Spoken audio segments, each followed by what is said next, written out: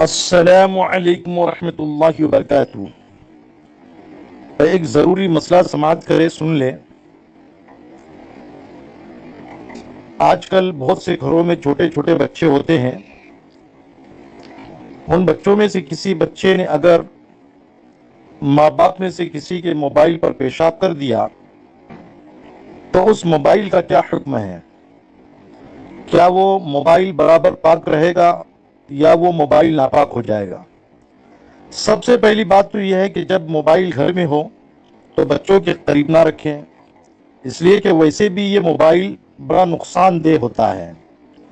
بڑے آدمی کے سر کے پاس میں بھی اگر ہوگا تو موبائل بڑے آدمی کو بھی تکلیف پہنچاتا ہے، دماغ میں کمزوری پیدا کرتا ہے، زیادہ استعمال کرنے کی وجہ سے آنکھیں بھی خراب ہوتی ہے، اور چھوٹے بچوں کے پاس میں رکھنے سے تو پتہ نہیں اس کو کتنی تکلیف ہوگی اور کتنا اس کو نقصان ہوگا۔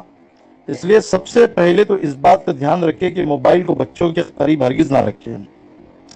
اس کے باوجود اگر کسی نے اپنے بچوں میں سے کسی بچے کے پاس میں قریب میں موبائل رکھ دیا اور بچے نے اچانک اس موبائل کے اوپر پیشاب کر دیا تو اب وہ موبائل پر جو پیشاب لگا ہے، پیشاب سوکھ گیا تو سوکھنے کی وجہ سے وہ موبائل ناپاک ہو جائے گا، بلکہ اس موبائل کو پاک کرنے کے لیے دھونا ضروری ہے۔ ایسی نہیں کہ بھائی صرف وہ سوکھ گیا تو سوکھنے کے بعد میں جو اس کو استعمال کر رہے، ناپاک نہیں ہوا، بلکہ وہ ناپاک ہو گیا، اب اس کا دھونا بہت ضروری ہے۔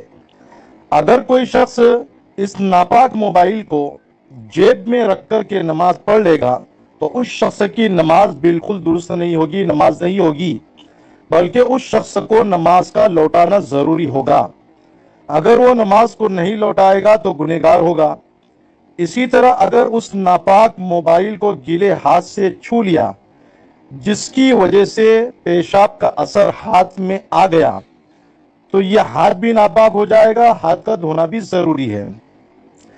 یہ تو صرف پیشاب کا مسئلہ تھا۔ اگر کوئی شخص جو ہے نعوذ باللہ مسلمان ہو کر کے شراب کی بوتل اپنے جیب میں رکھ لے اور شراب کی بوتل رکھ کر کے نماز پڑھ لے تو اس شخص کی بھی نماز نہیں ہوگی، کیونکہ ناپاک چیز شراب اس کے جیب میں موجود ہے، اس وجہ سے اس کی نماز بالکل نہیں ہوگی۔ جیسا کہ آپ کو معلوم ہونا چاہیے کہ نماز پڑھنے والے کے بدن کا پاک ہونا بھی ضروری ہے اور اس کے کپڑوں کا پاک ہونا بھی ضروری ہے اور اس جگہ کا پاک ہونا بھی ضروری ہے جس میں وہ نماز پڑھنا چاہتا ہے۔ جس جگہ پر وہ نماز پڑھے گا اس جگہ کا پاک ہونا ضروری ہے، کیونکہ اللہ رب العزت نے قرآن کریم میں بیان فرمایا وَثِيَابَكَ فَطَاهِرْ۔ یہ سورۃ المدثر کی ایک چھوٹی سی آیت ہے جس کا ترجمہ یہ ہے کہ آپ اپنے کپڑوں کو پاک صاف رکھیے۔ یہ حضرت محمد رسول اللہ صلی اللہ علیہ وسلم کو اللہ نے حکم دیا، مگر یہ حکم عام ہے اور ہر ایک مسلمان کے لیے ہے کہ جب بھی وہ نماز پڑھنا چاہتا ہے، چاہے وہ نماز پڑھنا چاہے یا نہ چاہے، بدن کا پاک ہونا ضروری ہے، کپڑوں کا پاک ہونا ضروری ہے اور اپنے گھر میں پاکی کا رکھنا بہت زیادہ ضروری ہے۔ اللہ رب العزت سے دعا ہے کہ اللہ رب العزت آپ کو بھی اور مجھ کو بھی ان تمام باتوں پر صحیح طریقے سے عمل کرنے کی توفیق نصیب فرمائے۔ السلام علیکم ورحمۃ اللہ وبرکاتہ۔